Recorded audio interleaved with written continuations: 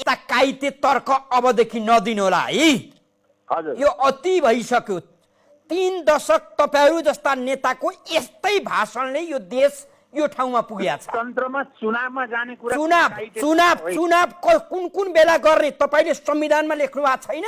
होइन तपाईको सनकका भरमा चुनाव हुन्छ मान्नेज्यू? होइन चुनावमा जाने कुरा नागरिकता अझै पनि लठ्याब्र सम्झिने तपाईहरू। तपाईले भनेको चुनावमा राजनीतिक स्थिरता स्थायी तपाईले राजधानीमा बिताएको जीवन तपाईका संखुवा सभाका मतदाताले कसरी बिताइराखेका छन् सम्झिनुहुन्छ?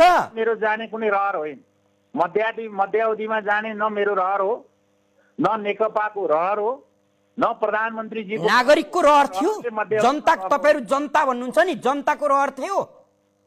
न जनताको रहर थियो, न अनि नेकपाको रहर। कसको रहर थियो? दिल्लीको रहर थियो, यो त एउटा बेजिङको रहर थियो, अथवा युरोपियन युनियन अथवा अमेरिकाको रहर थियो?